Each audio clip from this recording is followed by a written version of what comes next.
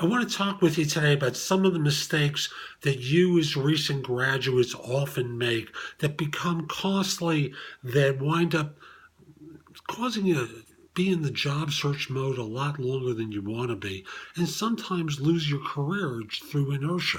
So let me just point to a couple of things. Number one, you overestimate your value. Now, sometimes career services, sometimes your professors, they blow smoke up your derriere and they tell you you're worth more than the market really thinks you are. Want to get a better picture of what your value is? On LinkedIn, there's a drop down on the top that allows you to take a look at alumni from your school. Reach out to a couple of them. Ask them how much they were earning at the time they started their career. I'm not talking about people 10 years back. I'm talking about people in the last year or two who got out, landed a job. Find out how much they got and what their process was like. It'll help you a lot. So that's number one. Get clear about your value. Number two is, you don't really network particularly well. Like these folks that you're reaching out to, they are gold because they can introduce you to their boss, people at their firm, and they're paid for it. Firms pay what are called employee referral bonuses to their employees, and they make money if you join. So while you're there, become friendly with them, talk with them about what it's like working there. Ask them if they have any openings that you as a new grad can be introduced for. So that's number two. Number three is you don't customize your resume. You keep sending the same resume out over and over again to every job known to mankind because your parents are telling you you got to get a job, and you don't want to send it out to stupid jobs, things you're not qualified for or interested in. So don't just spam your resume to everything. Tailor your resume to each individual position you're applying for so that the fit looks obvious. Certain jobs are going to emphasize certain points. You want to emphasize those things in your resume. Next, you're online all the time and not talking to people. You're sending emails, you're texting, you're on Snapchat trying to connect with folks. That's fine, but you got to do the conversion of just shooting the bull with them to say, hey, do you know about any jobs I might fit? And talk with especially people you don't know particularly well.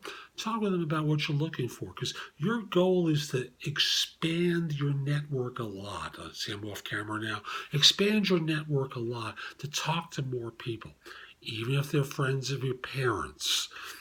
These are people who are in the world of work probably, and they might know some stuff that can be valuable to you.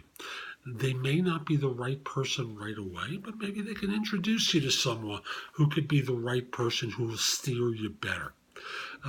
Another thing you do, too many people do, is they don't follow up well.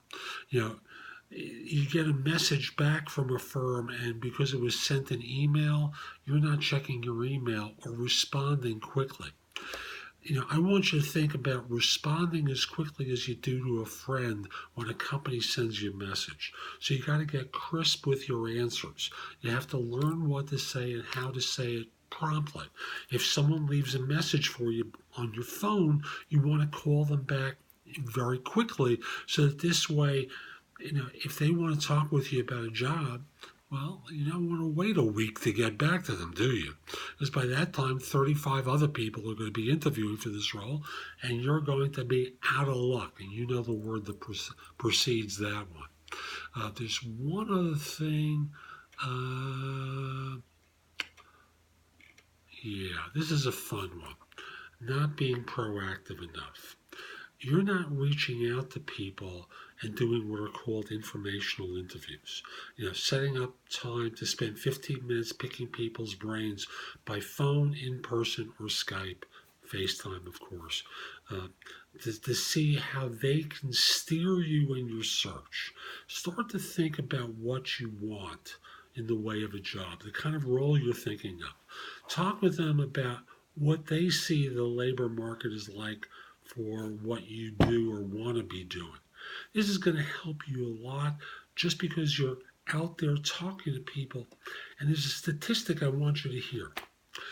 You know, networking fills 70% of all jobs, and 70% of the 70% are filled by people that you didn't know at the beginning of the search, who recommend you to opportunities or through whom you hear about opportunities. You've got to expand your network.